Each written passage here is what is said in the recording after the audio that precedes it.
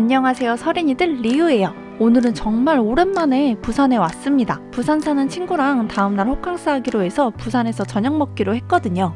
기차 타고 오면서 뭘 먹을까 고민하다가 부산에도 오마카세가 있을 것 같아서 찾아봤어요. 친구가 회랑 막 친한 게 아니라서 한우 쪽으로 알아봤는데 몇 개 있더라고요. 그 중에서 오늘 제가 방문한 곳은 범일동에 있는 NTM입니다. ATM 아니고 NTM이에요. 이게 무슨 뜻인가 했더니 나이스 투 밑에 약자더라고요.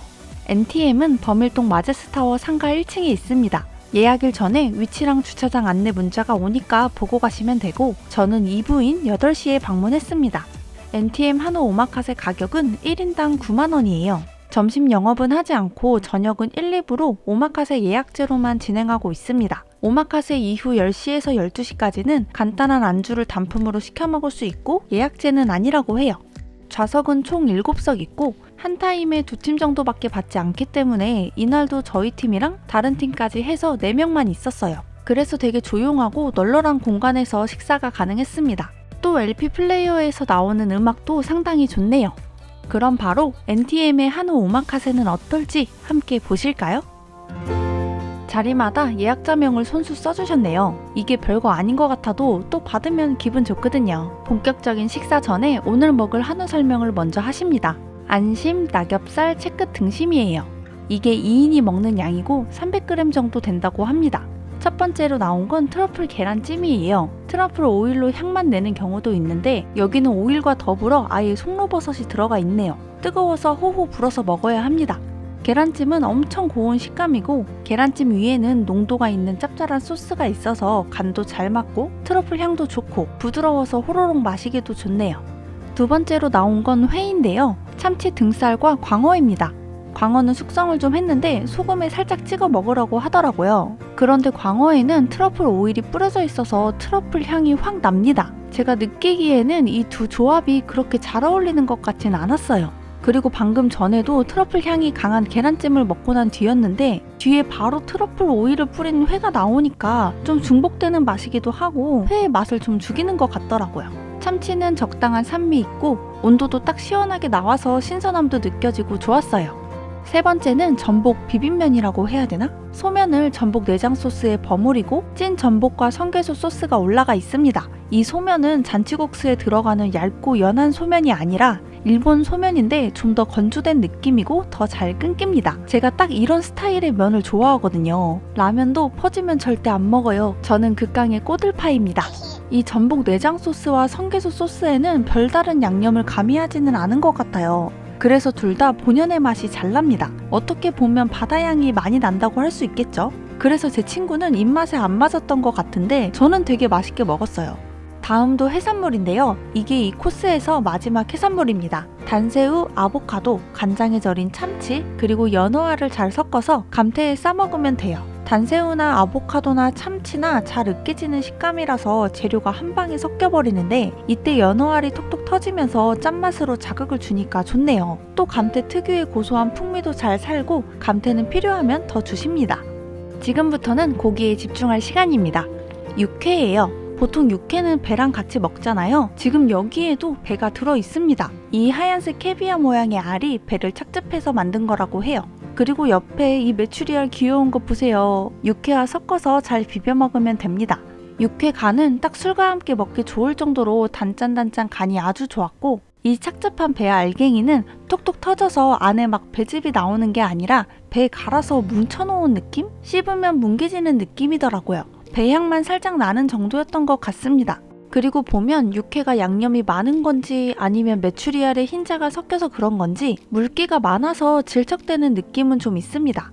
이제 고기 굽기 전에 채소를 먼저 구워주는데요. 왜 한 타임에 2팀밖에 못 받는가 했더니 화구가 이거 하나밖에 없어서 그렇더라고요. 첫 번째로 구울 부위는 안심입니다.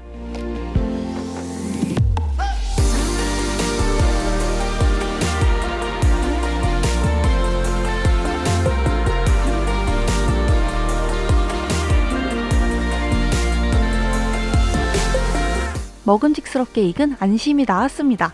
여기 노란색 소스는 머스터드 아니고 아까 전복 비빔면에도 나왔었던 성게소 소스예요. 안심은 상당히 맛있습니다. 질기거나 퍽퍽한 거 하나 없고 엄청 부드러우면서 육향도 진하게 나더라고요. 또 지방이 많이 없는 부위인데도 불구하고 고소하고 입에서 살살 녹네요. 구운 채소도 고기와 함께 먹기 좋았고 또 곁들일 반찬도 따로 나옵니다. 말돈소금, 고추냉이, 그리고 명이나물, 고추, 김, 장아찌예요. 장아찌 올려 먹는 게 감칠맛이 좋아서 확실히 맛있고 이 성게소 소스는 살짝 애매해서 저는 오히려 작은 거라도 그냥 성게소 한 덩이를 주셨다면 비주얼 면에서도 더 돋보이지 않았을까 생각이 들었어요. 다음으로는 낙엽살입니다. 가운데 힘줄이 있는데 많이 본 비주얼이지 않으세요? 네, 이건 바로 부채살이에요. 부채살을 낙엽살이라고도 부르거든요. 플레이팅도 예쁘게 나와서 영상 찍은 맛 납니다. 부채살은 육질이 아주 쫄깃한데요. 육즙이 빠지면 맛이 없기 때문에 많이 익히지 않아야 이 육즙을 제대로 느낄 수 있어요. 또 지방이 고기 사이사이에 박혀있는 것 같은 느낌인데 씹을수록 지방이 짜지듯이 흘러나옵니다. 가운데에 있는 힘줄 때문에 아주 살짝 질긴 느낌도 있긴 했지만 맛있게 잘 먹었습니다. 불판 갈고 다시 채소 굽고 마지막 고기인 채끝 등심을 구워줍니다. 겉면 먼저 구운 뒤에 반절 잘라서 한 번 더 구워요. 오늘 먹는 것 중에 지방이 가장 많은 부위이기 때문에 지방을 잘 녹여줘야 느끼하지 않게 먹을 수 있거든요. 그래서 이렇게 황금 뚜껑도 덮어서 익혀줍니다. 여기가 또 플레이팅 맛집이네. 저기 위에 올라가 있는 건 간장을 또 캐비어 모양으로 만드셨는데 이게 고기랑 참 잘 어울리고 감칠맛도 좋습니다. 액상 소스를 찍어 먹거나 아예 뿌려주는 것도 괜찮지만 이렇게 소스를 고체화해서 기호에 맞게 적당량 올려 먹는 것도 좋은 것 같아요.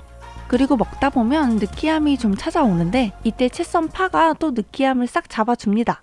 지금 굽는 건 츠쿠네예요. 보통 닭고기와 물렁뼈를 섞어서 꼬치에 끼워서 먹는데요. 이건 소고기로 만들었습니다. 소고기 완자 정도로 보시면 되겠네요. 간장 소스에 계란 노른자, 그리고 쪽파, 옆에는 매콤한 조미료도 있습니다. 고기에도 간이 좀 돼 있던데 소스 간도 세서 이것만 먹기엔 좀 작고 안주용으로는 좋은 것 같아요. 그런데 제가 촬영하느라 늦게 먹는 바람에 고기가 식어서 식감이 좀 푸석푸석하게 느껴졌는데 바로 먹을 걸 아쉽네요.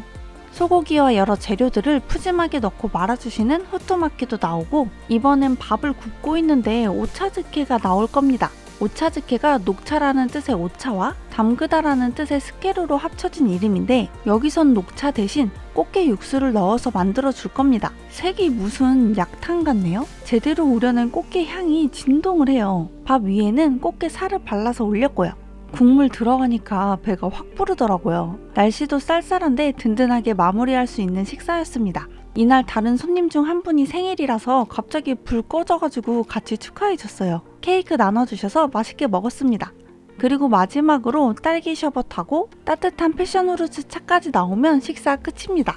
이렇게 오늘은 부산에서 한우 오마카세를 먹어봤는데요. 한우 오마카세 가격이 워낙 비싸다 보니까 9만원에 이렇게 12가지 빠방한 코스 정도면 나름 괜찮은 가격이지 않은가 생각이 듭니다.